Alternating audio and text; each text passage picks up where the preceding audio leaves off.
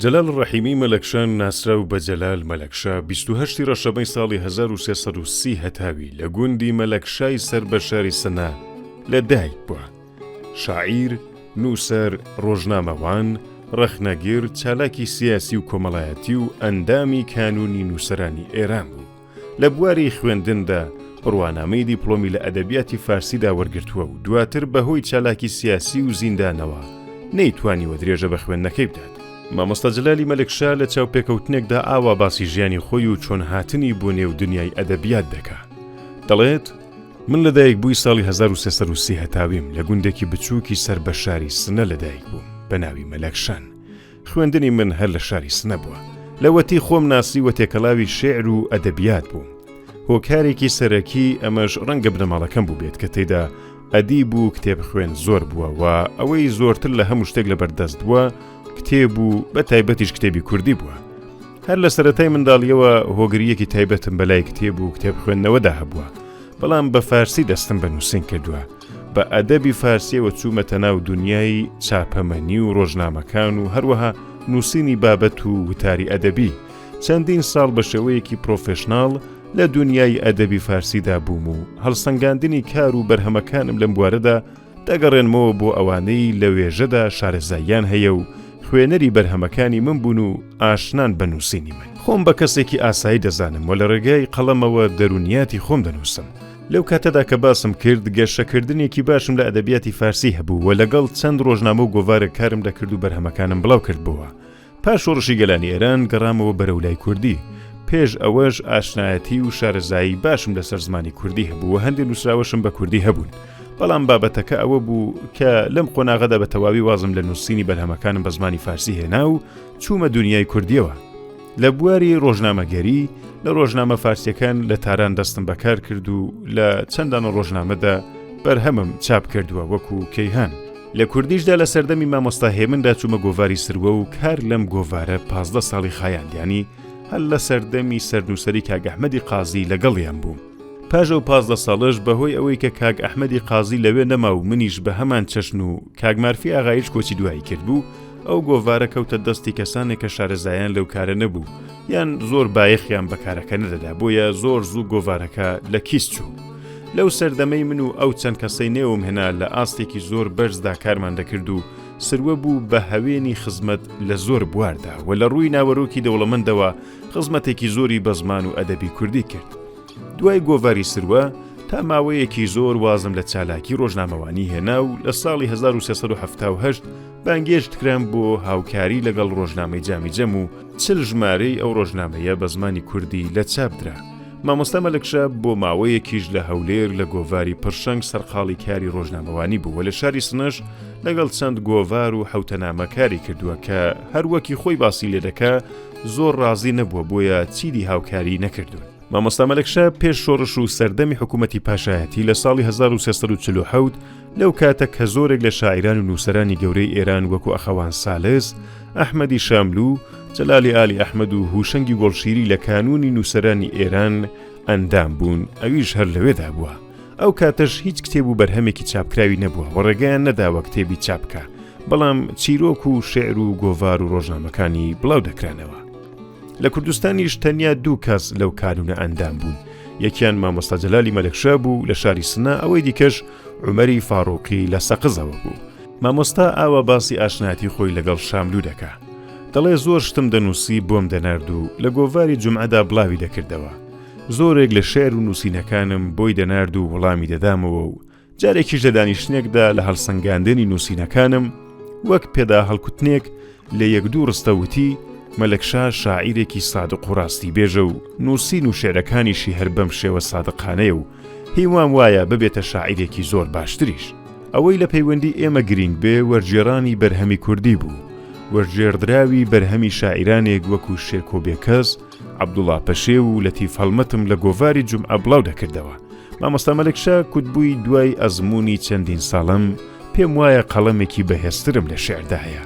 مامۆستا هەروەها باز لە غەریببوونی لەناو جیلی نوێ دەکا و دەڵێ بەڕاستی هەست بە غەریبی دەکەم و پێم وایە دێر بە دنیا هاتم. کەسایەتی جەلال هی پێشوویە و سەردەمی پێشووتر. جیلی نوێ بۆ من زۆر نامۆن و هەست بە غەریبیەکی قوڵ دەکەم و ناسم. سیر و سەمەرن بەلامەوە و لە بەرهەم و بیرەکانیان تێناگەم. لەگەڵ ئەم دنیایە نیم و شتەکانی فێر نابم. دنیای من زۆر ساڵەتر لەوانەیە و ئەم دنیایە لای من جێگای ئەشق و مهرەبانی تێدا نییە. وە خودی مامۆستا باسی کردووە 5 ساڵان بۆ کەمامی بەهاندان و بە زۆر شێعری شاعیرانی کلاسیکی وەکو نالی و مەحوی و چەندانە شاعری دیکەی پێلەبەر کردووە. مەلەکشا لە تەمەنێکی کەمدا ئارمانج خوازانە دەست بە نووسین دەکات و بە خێرایی دەتوانێت پەنجەمۆری چالاکی و داهێنانە ئەدەبیەکانی بەسەر لاپەڕەی مێژووی ئەدەبی هاوچەرخی فارسی و کوردیدا بنەخشێنێت. جەلال لە دیارترین و کاریگەرترین دەنگەکانی ڕەوتی نوێخوازی شێعری کوردی ڕۆژهەڵاتی کوردستانە. مەلەکشا بە کەڵگوەرگرتن لە زمانێکی ئوستورەیی شێعری نوێی کوردی و شێعری بەرگری ڕۆژهەڵاتی کوردستانی بەرەو قۆناغێکی تازە برد. مەلەکشا جگە لە شێعر لە بواری چیرۆک، ڕۆژنامەوانی، لێکۆڵینەوە و وەرگێڕاندا بەرهەمی بەرچاو و زۆری لێبەجێماوە. بەشێک لە شێعرەکانی وەرگێردراوەتەوە سەر زمانەکانی ئینگلیزی و فەڕەنسی و ڕووسی و عەرەبی و سوئێدی و فارسی. مەلەکشا لە شێعری فارسیدا لەژێر کاریگەرینی مایوشیج، مەهدی ئەخەوانی سالیس و ئەحمەدی شاملوودا بووە و لە سەرەتای نووسینی شێعری کوردیدا عەبدوڵڵا گۆران، لەتیف هەڵمەد، عەبدوڵڵا پەشێ و شێرکۆ بێکەس بەسەر ڕەوتی نووسینیدا کاریگەری زۆریان هەبووە. شێعری جەلالی مەلەکشا خاوەنی ئەو توانە بەرچاوەیە کە گۆڕان لەناو کۆمەلگادا بێنێتە ئاراوە. جیهانی شێعری مەلەکشا بە جۆرێکدا ڕێژراوە کە دەتوانێت تاک و کۆمەڵەهام بدات بۆ گرتنەبەری ڕێو شوێنی بەرخۆدان و تەحەدای سیستمی ستەمکار و هەوڵدان بۆ ڕووناکی جیهانی دادگەر. بەرهەمەکانی مامۆستا جەلالی مەلەکشا بەو شێوەن: زڕەی زنجیری وشە دیلەکان کە کۆشێرە و چاپی یەکەمی ساڵی 2004 بووە، کارەسات کۆمەڵە چیرۆکە کە چاپی یەکەمەکەی 2013 بووە، کۆی بەرهەمە شێعرەکانی جەلالی مەلەکشاش کە بەشێکی کوردی و بەشێکیشی فارسیە لە 2014دا لە چاپ دراوە. ئەمانە بەرهەمەکانی مامۆستا مەلەکشان کە کتێبی کارەسات کە کوتمان کۆمەڵە چیرۆکە پێکاتۆ لە 90 کورتە چیرۆک و زۆر بەشیان لە گۆڤاری سروە چاپ و بڵاو بوونەتەوە. شێوازی خەتی و یارمەتی وەرگرتن لە سیمبۆلیزم و هەندێک جار سوڕئالیزم تایبەتمەندی دیاری قەڵەمی مامۆستایە لە بواری چیرۆکدا. جەلال مەلەکشا بەرهەمی زۆری لێبەجێماوە کە بەشێکیان بەداخەوە لە ناوخۆی ئێران تاکو ئێستا بڵاو نەبوونەتەوە. ژیانی مەلەکشا پڕ لە ئازار و ڕەنج و دەرد بووە و زۆربەی ژیانی بەناشادی و تاڵی و ناخۆشی و نامورادی ڕابواردووە و زۆرینەی شێعرەکانی بەرهەمی گۆشەی سیاچاڵ و گرتوخانەکان. ئەزمموی زیندان ڕنگدانەوەی زۆری بەسەر شێعرەکانی مەلەکشادا هەبووە و بە تاوانی بیر و باوەڕەکانی و هەوڵدانی بۆ بەدیهاتنی ئامانجە بەرزەکانی مرۆڤایەتی بەگشتی بۆ ماوەی زیاتر لە 12 ساڵ تەمەنی لە زینداندا تێپەڕ کردووە.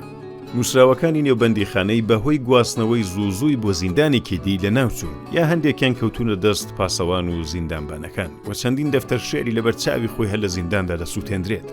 مامۆستا لە تەمەنی 24 ساڵیدا لەگەڵ خانمی بەهیا ئەژدەرنژاد کچی بنەماڵەیەکی ناسراوی شاری ورمێ هاوسەرگیری دەکات و دەبنە خاوەنی سێ کۆن. مامۆستا باسی لەوە کردووە کە هیچ شێعرێکم ناخی دڵمی ڕازی نەکردووە، بەڵام هەندێک جار لە کاتی نووسینی هەندێک بەرهەمەکانم توانیومە زۆر نزیک ببمەوە کە پێم وایە شێعری هەتالوت کە چەندی ماوە تا ئاستێک قسەی دەرونی خۆم کردووە. مەبەست لەو شێعرە پرسیارێکی فەلسەفیە، بەڵام هەندێک هەست بە هەڵا لە واتای شێعرەکە تێگەیشتون. ئەوە پرسیارێکە کە ڕوبەڕووی خۆمم کردوتەوە.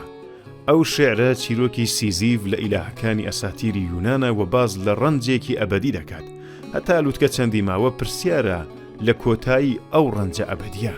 جەلال مەلەکشا کە نەخۆشیێکی درێژخایەنی هەبوو لە ئێوارەی دەی خەزەڵوەری ساڵی 1399 بەهۆی جەڵتەی دڵەوە کۆچی دوایی کردو لە گۆڕستانی گوندی مەلەکشانی سەر بە شاری سنە و لە زێدی باب و باپیرانیدا بە خاک سپێردرا. من نامەوێ ئەم زەوینە پڕتاوانە لە ژێر پێما بخولێتەوە، ئاخر مەگەر نازانن من ساڵ گاورێکە گاوشە بەردەکەی سیزیفم لە کۆڵ ناوە، هەتا لووتکە چەندی ماوە. ڕاستە من بووم کە ئاگرداونەکەی ئێوە ئاورم دزی بۆ مرۆڤ و لە مەشغەڵداونی ڕۆحی خۆم تیشک و ڕووناکیمدا بەش کرد، گوناهم کرد. بۆیە ئێستا لە تاراوگەی هەڵەموتم ئاورەکەیان بەردایەوە لە گیانی خۆم، تەماشاکەن چۆن ئەسووتێم، ڕزگاورم بکەن. هەموو شەوێ بە ژاوری ژین دەشتی گیانم ئاژینەکەن، ئەم مۆتەکە سواوری ڕۆحی ماندوم بووە و دانابەزێ. بەو جۆرە دەینە کۆتایی بەشی ناساندنی مامۆستا جەلالی مەلەکشا. سپاس کە بۆ بەرزکردنەوەی ئاستی زانست و کللتور و فەرهەنگی کوردی لە بڵاوکردنەوەی ئەو بەرهەمانەدا یارمەتیمان دەدەن. ئەمن سمکۆ جەهانگیریم و دەنگی ئێمەتان لە ستۆدیۆی بڵین گۆڕانیست.